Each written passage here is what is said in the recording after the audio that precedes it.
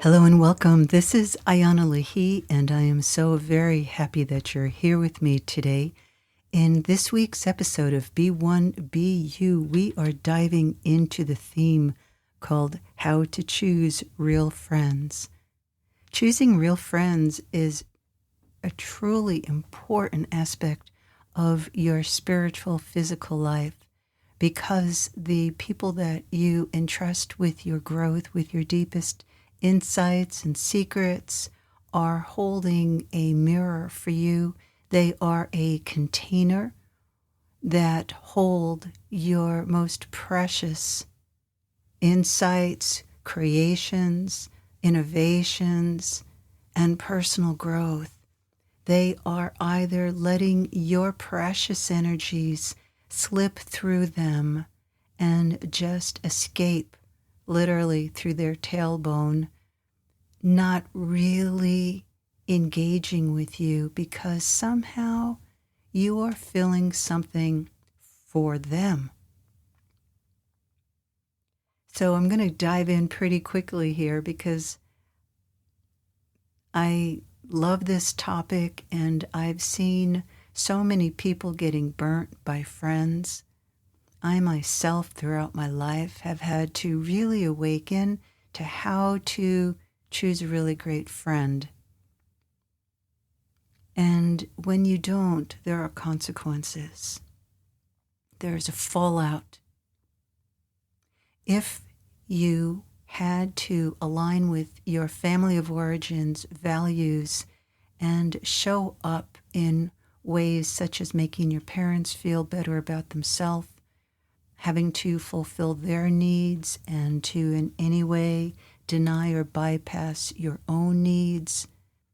If you were asked to play a specific role in your family, possibly taking care of a younger sibling or quite a few younger siblings, think about it yourself for this moment. What were you asked to do? What roles were you asked to do? Possibly without a lot of acknowledgement back, but more of this feeling of being taken for granted, or this is your job. But there wasn't really enough engagement with about what your needs were, how you felt, and what you needed to change when you were outgrowing the interaction, the job responsibility, the responsibility to the external, rather than learning how to develop real responsibility, which is the ability to respond to yourself. So when you're in a family situation as a young child, and then also before puberty, you find yourself leaking your own energies because you've never been taught how to make use of your own PowerPoint centers, those portals of energy in your body that hold and regenerate your own life force energy. You begin to move into, navigate into relationships, friendships, and situations where hopefully you can have some of your energy returned back to you. There's some kind of acknowledgement, there's recognition, there's some kind of kudos that is happening to you. In those moments when that is not the situation, what happens is that your precious energy is shared, given, exchanged with another person or a group of people, and what you get back in exchange for your energy might not be the best thing for you. So perhaps you had a father who only lived in his head, and his life was really about himself, his perceptions were basically only through his mental body, through his head, and he wasn't really able to show up and be present with you in the moment. So track back in your life, and even now in the present, with whatever situation you were raised in, to see if your friends or a particular friend is similar to that quality that one of your parents had, of not really being met, of not really being connected with, where there's no space that's really, really held for you. We humans, we peoples, we need space. We need somebody else to hold that space. And if you really pay attention to the way life is moving these days, everyone is really wrapped up in their own version of what they need and what they want and the picture of their own life. And the key to this is give yourself the space to really receive you, to become your own best friend, to really know what you need, and to hold that space for you. It can look many, many ways. It can look like you're taking a walk by yourself, really taking in the world, or taking in the silence, taking in the solitude of being in nature. It can look like you creating a sacred space in a living space that you're in. And on this sacred space, you sit on the floor, on a pillow, or on a favorite chair, and you surround yourself with items that mean something to you, that can hold that space, that you have something on the physical that helps support you to hold your space and receive you. The people that you choose as your friends can really make or break your life. If you're in college and, for instance, you're choosing friends who are not aligned to what they're majoring in, but they're really into exploring life and hanging out, you get caught in that, it can take your own goals down, your own momentum, and you're having to fight to stay true to what your major is, meaning your focus, what you really want to accomplish. Your accomplishments happen because of the way that you befriend yourself, the way that you really hear and feel and see yourself or not. When you bypass yourself, when you ABR, abandon, betray, and reject yourself, you find that you're going to choose friends who are doing that. And if you really look out for the pattern, you'll see even in a moment of talking to them or texting with them that there really isn't that big space to hold that true heart love. When you choose a friend who lives from the love in their heart and they're always honest about the love that they live in, then you've got a really great friend. When your friend's heart is really accessible and their mind is connected to their heart, you have a really good friend. When you have a friend who only talks about themselves and needs you to listen to them, you want to recognize why you are their friend, why you chose that. What does it remind you of from your childhood? Which parent was like that? Was there a parent or a family member that you were trying to get close to but never could? And so you chose a friend to get close to in order to be approved of, acknowledged, or recognized, to help ease the pain, that subtle little jarring pain that's inside of your heart because a person that you were living with, a family member, wasn't available. A true friend is really available.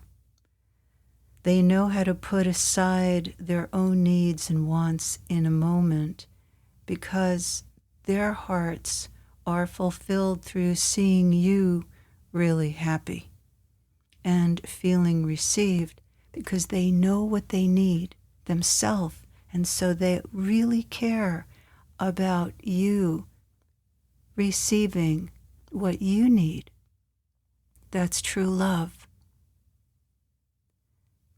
How much did you have to give over, ignore about your own needs when you were growing up? When you become your own best friend and you begin to really receive the essence of you, the soul that you are, what you discover is a reservoir, a wellspring of infinite creativity, love, vitality, inspiration, devotion, excitement, adventure, wonder. The list goes on. It's your own personal list of what you really receive when you open up that gateway into you. It's such a powerful, exciting experience. This is different than going into your head and living through your head. And we are culturally and socially being prepared and oftentimes manipulated to just respond from our head to all the input that comes in through the internet and through our involvement with being an information-based culture. My invitation to you is to create a balance.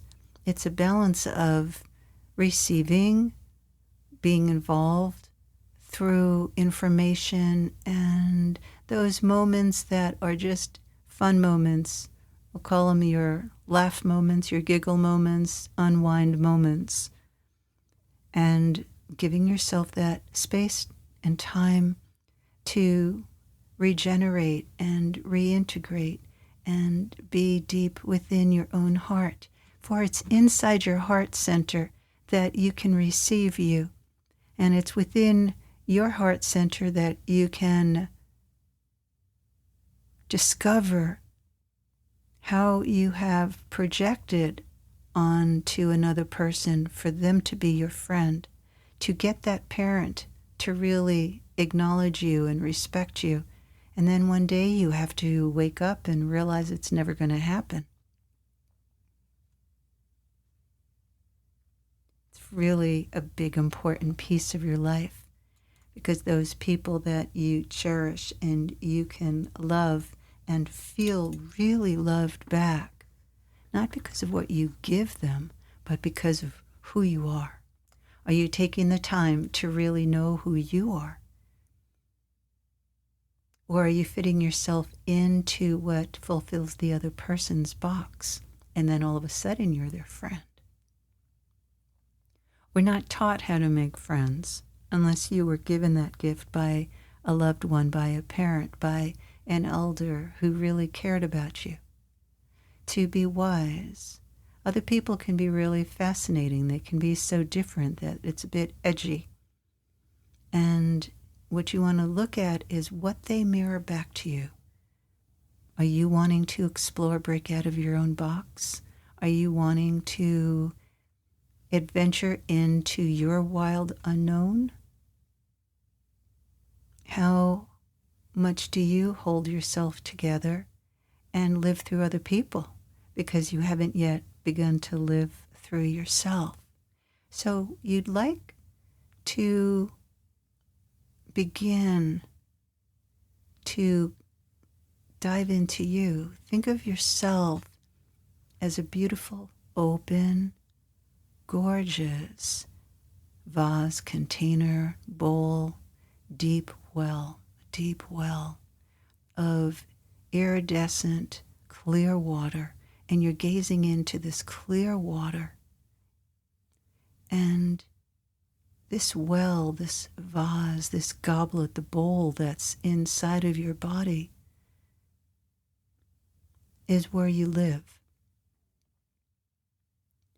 And as you move into this huge container from your neck all the way to your root center, the base of your neck, the bottom of your throat, that's your throat center. That's where you speak your truth. That's where you speak with your friends. You share what's important to you, what you're feeling. You want to connect your attention from that base of your throat all the way to your root center. And you want to allow clear water to flow down all the way through this beautiful channel that is a channel of light. It's an elevator shaft corridor around and in your spine, and it expands and it clears in the light of the divine.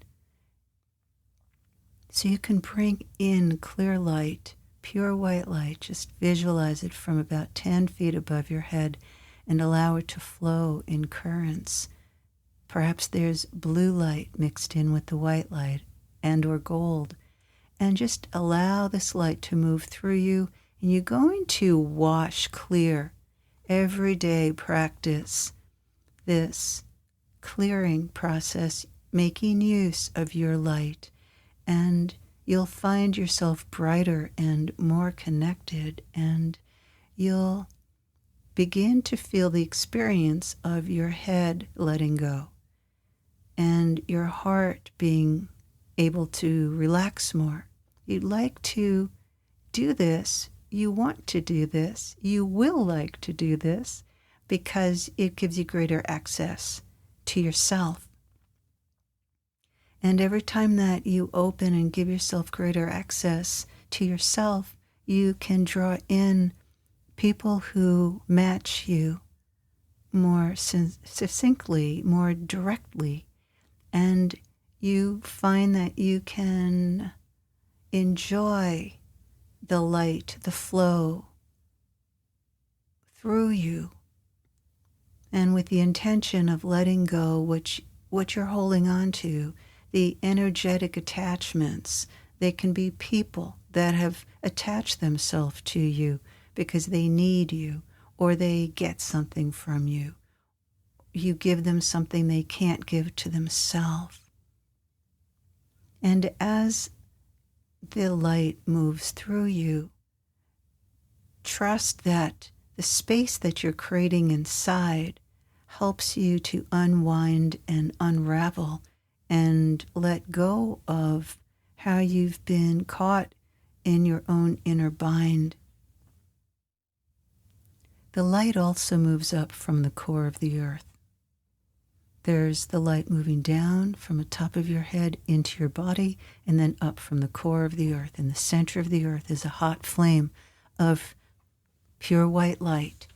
And I invite you to add to this practice, bringing the white light up from the core of the earth, up through your feet, through your calves, your knees, your thighs, into the space between your pubic bone and tailbone. That's your survival center. That's the space in you that needs to be clear. It gets clear by bringing light from the earth up into it and just allowing the light to begin to loosen up the dross, the built up survival energies that were passed down to you through your father's lineage, your mother's lineage, your ancestry. Your survival root center is what creates your opinions about life, the way that you hold on to your perceptions, your opinions, your judgments, your attitudes. And once that root center begins to open, that light begins to move up through your lower belly. The lower belly is where the emotions are and your personal power, your creativity, and your sexual energies. So when your head is controlling the energies inside of your body, what happens is that you live disconnected from you, but you're living in connection to your thoughts about how something is. You then put your perceptions onto a situation, and I'll go into that in another podcast. My invitation to you is to find the you inside of you this week who really felt abandoned, betrayed, or rejected, who needed you not to leave them, not to betray them, not to reject.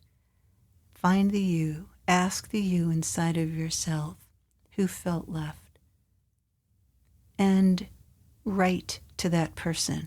Do right hand, left hand writing, and ask with your dominant hand how you can be their friend, what you need to do to show up and be received by them. And then place your pen or pencil in your non-dominant hand and let them answer. And choose to show up for you. And you'll notice that your requirements and needs for a friend change. And you realize that the love that's inside of yourself needs to, deserves to be, and wants to be really honored and respected. And that's how you choose a friend. So that you can have the people in your life. It's not quantity, it's quality. Go for the quality of the friends in your life and watch your life grow. Thank you so very much for joining with me. I send you blessings and much love for a really terrific week. All my love to you. Until next time, this is Ayana Lehi.